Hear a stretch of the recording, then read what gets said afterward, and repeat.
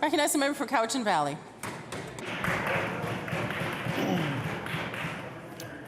Thank you, Honourable Speaker.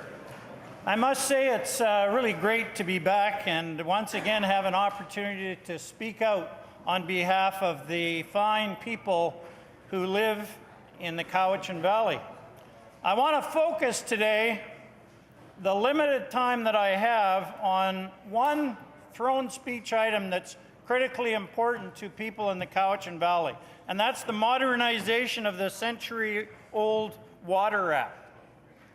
This is an issue that is absolutely critical to a lot of my constituents, and we're very concerned about the future of our water and our watersheds. Honourable Speaker, did you know that without water you will start to die within 72 hours?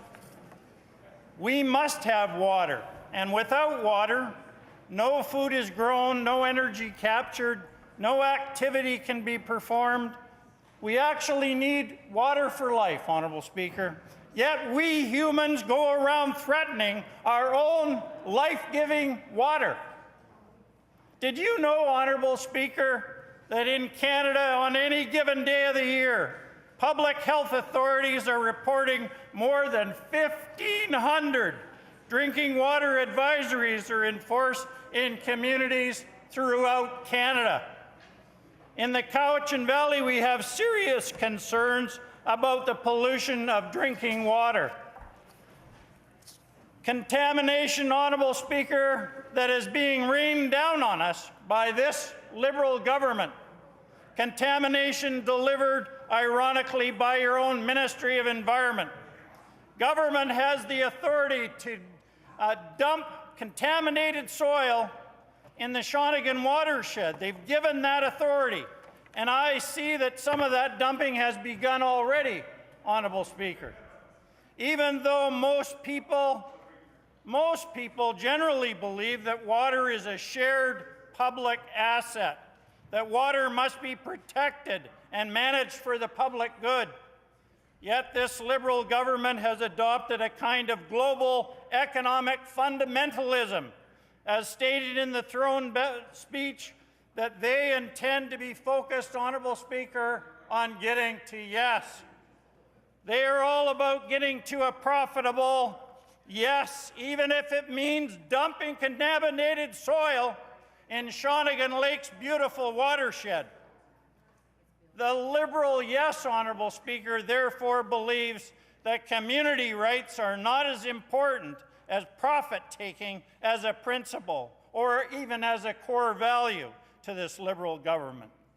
I believe this is totally unacceptable, Honourable Speaker. This government has clearly ignored all of the positions taken by political parties, and across the spectrum, we were unanimous during the last election that we had no interest in seeing dumping of contaminated soil plan go ahead in the beautiful Shawnigan Lake watershed, of all things.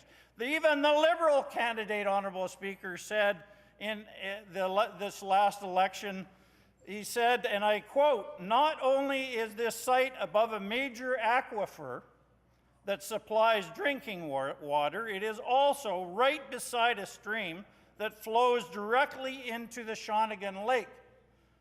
This is lunacy," he declared. And he was right. There's one Liberal for sure I can agree with. Absolutely right, Honourable Speaker, that it's lunacy, and it's begun. All the Cowichan Valley municipal groups the CVRD represents, and those are communities all over the Cowichan Valley. In fact, it goes beyond the boundaries of the Cowichan Valley, and the majority of the CVRD and the Shawnigan residents were all ignored by this government, Honourable Speaker. All treated as not as important to getting to yes. And yes for who? Yes for who, Honourable Speaker? For a one for-profit company, South Island Aggregates? And I'm not against business having the opportunity to get into business and do what they've been doing for years, and that's providing gravel. But now they've been granted a permit of all things by this Ministry of Environment to dump up to 5 million tons. 5 million tons of contaminated soil over the next 50 years in the Shawnigan Lake watershed. It is quite simply, Honourable Speaker, a nightmare. The fact that this government could actually condone and support a plan to dump ton after ton of contaminated toxic soil with chemicals that in this soil like furans and dioxins. Dioxins are a cancer-causing chemical. Petroleum hydrocarbons like benzene and styrene, just to name a few of the long list of contaminants approved to be dumped in the Shawnigan watershed. And this government says in the throne speech that they're going to modernize the Water Act. Yet by their actions, they seem to have no focus on protecting the waters so critical to the people of the Cowichan and Shawnigan, the Cowichan region and the Shawnigan Lake region specifically. And what will happen to all the toxic contaminants that are left on the truck tire treads?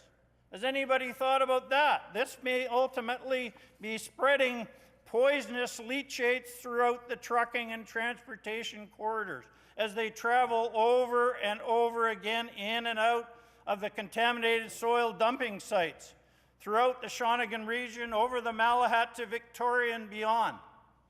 And this is not far-fetched, Honourable Speaker, when all you have to do is drive to the little community of Yubo and look what happens when the logging trucks that are busy exporting logs drive through that community all summer long, all winter long. In the summer, it's just dust clouds, and in the winter, it's mud, sometimes right up to people's ankles. And they've actually, the company, to their credit, finally put in a truck wash to wash some of the trucks. But just think about this, Honourable Speaker. We're going to have tons and tons and tons of toxic chemical dumped in our watershed, and then they're going to be trucking it in and out and up and down the road with all of those great big truck tires, dragging it all over the community and up and down the highways to add more concern to this matter. These contaminants are to be brought into and dumped close to community wells and aquifers and right upstream to our pristine Shawnigan Lake, right in the very heart of our beautiful Shawnigan watershed.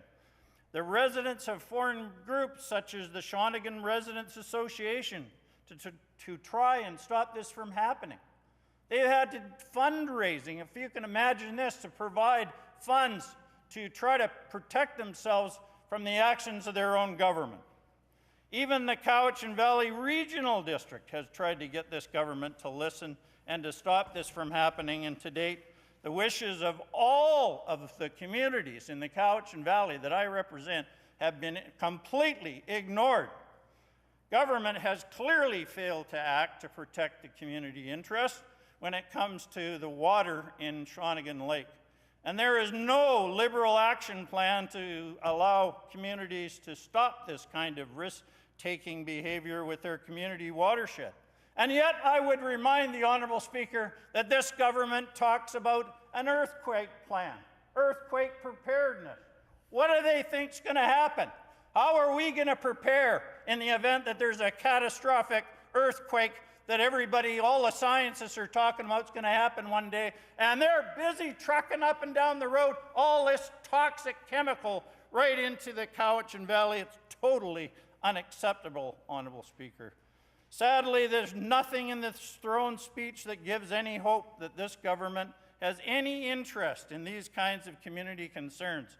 And that, to me, is very disturbing, Honourable Speaker, very disturbing and regrettable. Communities ought to have the right to stop individual from profit-taking when putting entire communities' water at risk. And what about them impacting the community land values? What do you think, any of the Liberal ministers that are here, what would you think about your land values and what would happen to them if they were moving a toxic dump into your neighborhood? Eh? What would you think that would happen? You know, that's a very serious consequence indeed. So everybody else gets to have their property values decreased as a result of one profit-taking, putting the community at risk kind of venture. And you look at the environmental and recreational opportunities in the community. What are you going to start up? You're going to start up a canoeing or a kayaking venture right next to the toxic dump? I don't think so. I don't think too many people are going to be excited about setting up that kind of thing. I don't know, is my the green political friend here, you're going to want to make a special trip up and do a tour of the beautiful Cowichan Valley and have a look at the lilies and the flowers that grow right next to the toxic chemicals? I don't think so. Somehow I just don't think it's going to happen, Honorable Speaker. So I would like to ask this government further. I would love to ask a question. What do you think tomorrow's children would want to say to you about the incredible mess that you will have left behind for them? What do you think they would want to say to you if they could look you in the eye and take you by the hand up to this great big hole with 50 million tons of toxic chemical, some kind of stew rolling around in their area, and you're going to tell them, oh, it's all very fine. We've made an incredible mess for you, but oh well, it's not in our backyard. It's not in the minister's backyard, no.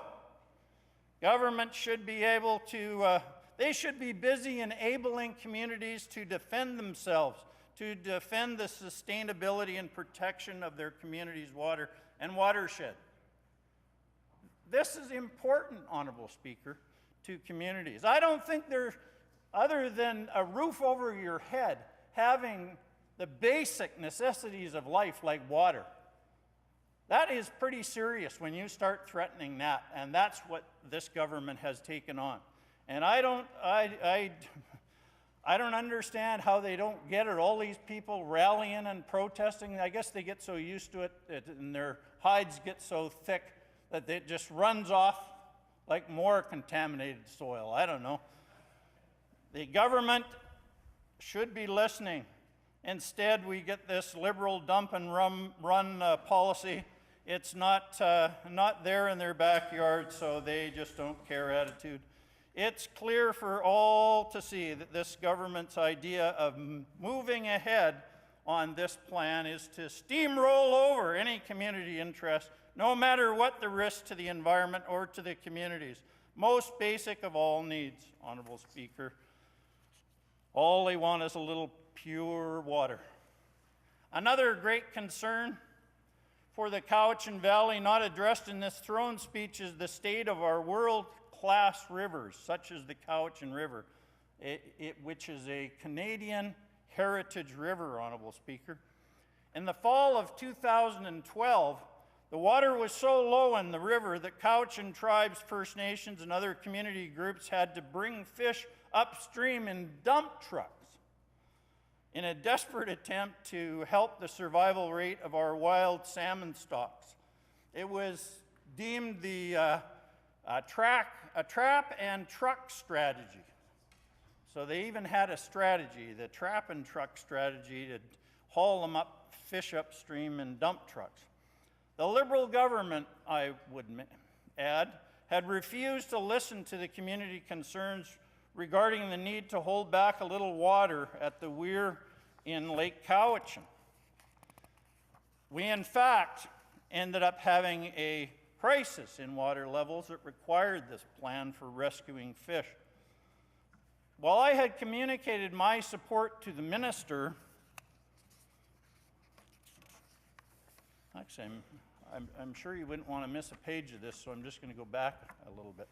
What was incredible to me, Honorable Speaker, was that Cowichan tribes, the mayors, Cowichan Valley Regional District had all tried to talk to government in the spring of 2012. We even had the mayors and all these mayors, knocked on the door and said, could we get MLA Routley out in the hall to talk to him? And they were there with a member from Cowichan Tribes, and they said, look, we want the opportunity to hold back a little water. There's not enough snowpack. We're concerned at the low levels in the river at this juncture, and we want to just up. It's like a ferry boat ramp, the weir is, and it just lifts up, and they would have been able to save back a little rainwater in the lake so that they could dispatch it later. However, as a result of not listening, we ended up with this crisis in water levels that required this plan for rescuing fish. And while I had communicated my support to the Minister of Forests, that all the community leaders and even myself as MLA had put forward political capital in the community. And by that I mean all of you know as politicians that if you stand up and say, you know, this is my position, there are always some folks, believe it or not, that are not unanimous in their thinking of what they would like to see happen. And as far as I'm concerned, the issue became more of one, all these mayors, First Nations, all unanimous. This was a no-brainer to me that it should be supported, so I supported them. The issue in the end is more about what was more important for the community, the survival of fish in the Cowichan Valley River habitat, or where we would be moving deck chairs on the beach if we hold back water for the weir.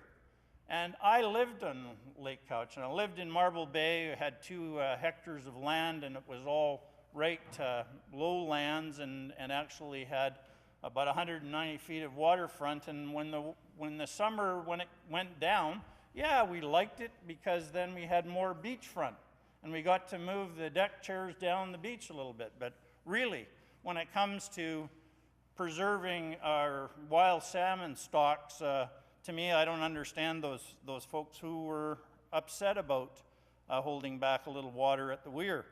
In the end, what happened to the salmon is that the salmon were stuck there in Cowichan Bay in the big deep pools right down in the bay, and they were sitting there as a breakfast, lunch, and dinner buffet for the seals, Honorable Speaker. The seals were even using one of the booming grounds as a kind of a floating island to hang out on, and that allowed them to stick nice and close by the salmon buffet. Now this wasn't working out too well though for the salmon. Their numbers were going down pretty dramatically and pretty quickly, and that's when people decided we had to act. So the fish and their future chance in the spawning grounds were all at a very elevated risk because of the low water levels in the river. And that brings me to the point that all of the Cowichan Valley community saw the problem. However, the provincial government, who actually had the power to act and to instruct the powers that be to hold back a little bit of water, chose not to do so. And I'm sure the minister has reasons. But I do find it shocking to have all the mayors, the Cowichan Valley Regional District Chair, the MLA, everybody stepping forward saying, can we hold a little water back? And, you know, it didn't happen, and then our worst fears were realized. Now, I want to illustrate the continuing frustration we feel in our communities regarding the government's lack of actually listening to the concerns of the community. Whether it be Cowichan Tribes or the Shawnigan community concerns for contamination in their watershed.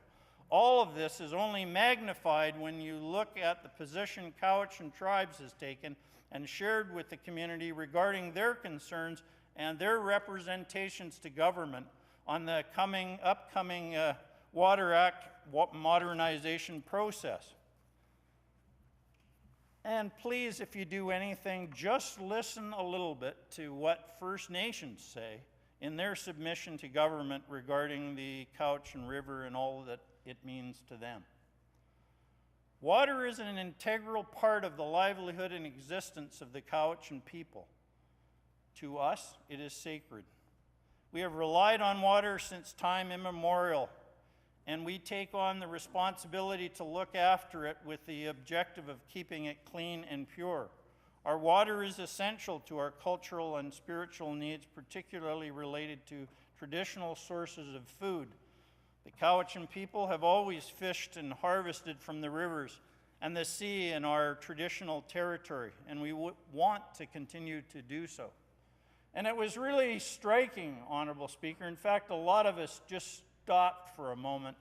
We were at a watershed conference just weeks ago with people from all over Canada, actually from all over the world, all kinds of biologists and specialists and scientists who knew about water and watersheds were at this conference. And the former chief of Cowichan Tribes, Lydia Wheatsome, really had everybody awestruck in her point that really they had some very simple principles in mind that they said at the watershed conference that they wanted one day to see the First Nations and Cowichan tribes be able to harvest the seafood like the clams that were once abundant and once available in Cowichan Bay, and it's been closed since the 1970s as a result of pollution and fecal chloroform levels being so high that they can't eat the contaminated fish.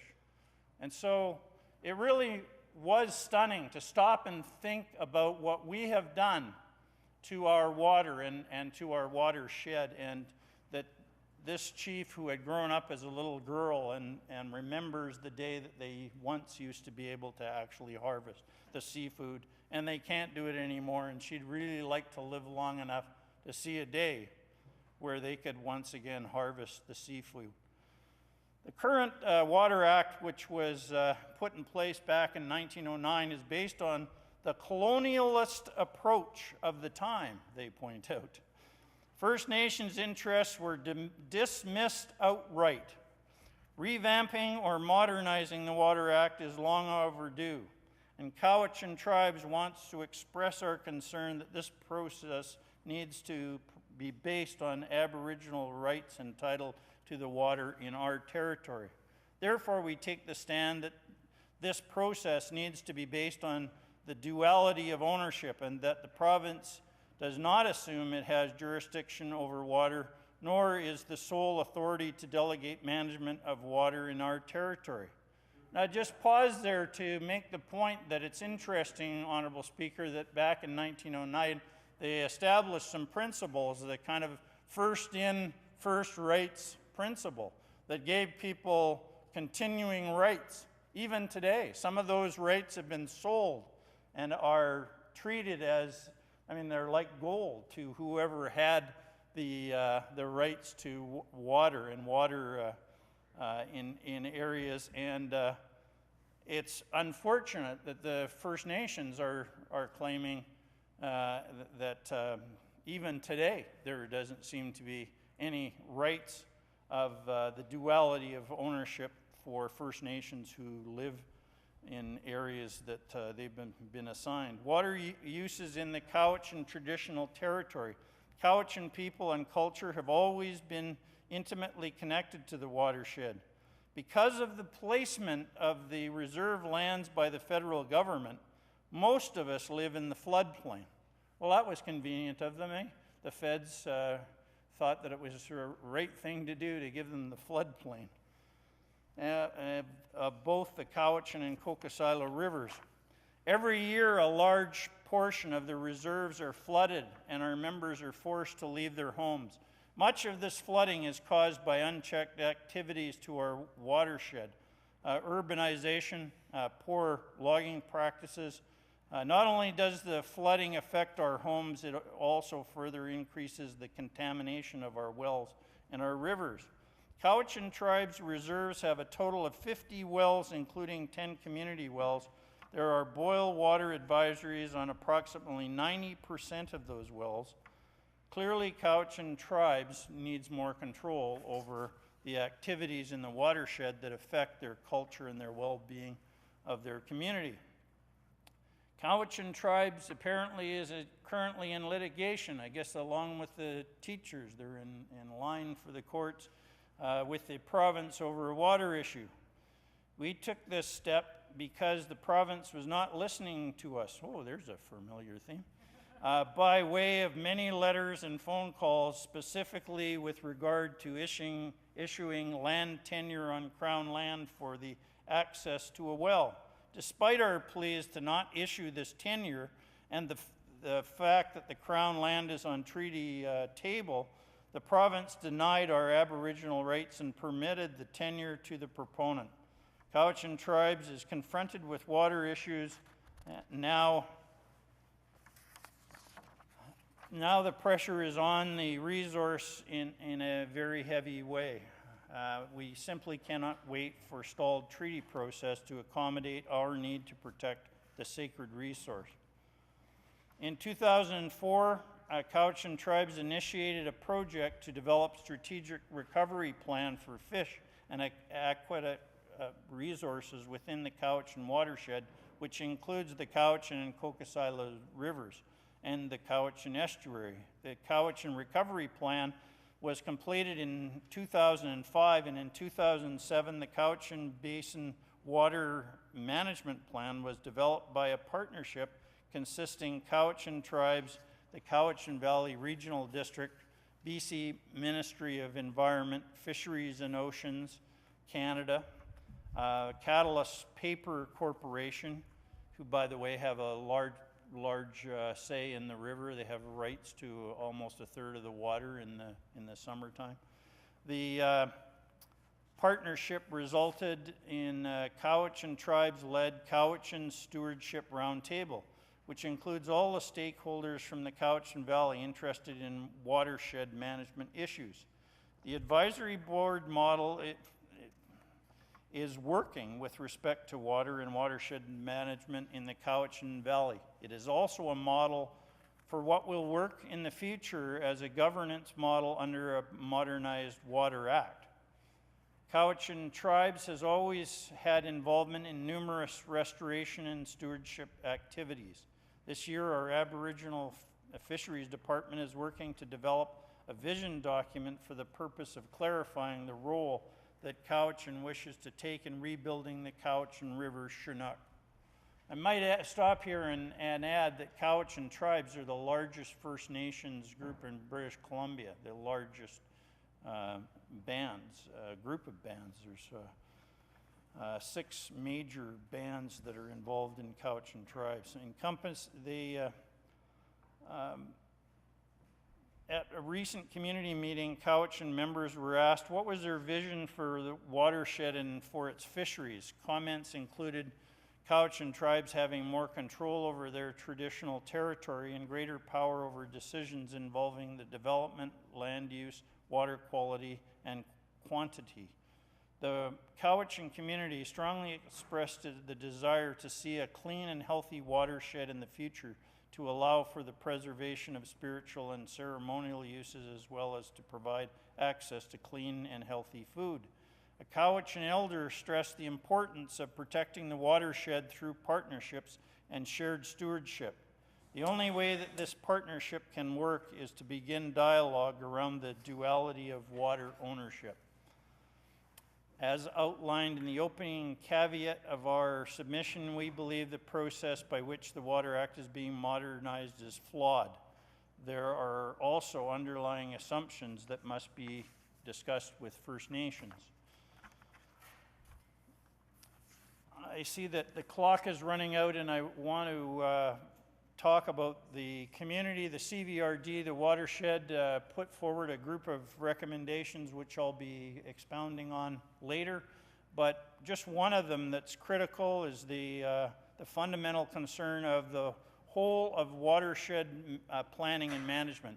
There is a serious concern that we're still going back in the 1909 amendments to the thinking that is outdated and antiquated, in that we're not planning and managing on the basis of the entire watershed or whole of watershed planning and management. And we believe in Cowichan that the legislation is flawed because it does not empower whole of watershed management. Although water sustainability plans would be allowed for, at its core, the primary focus of the legislation continues to be water allocation.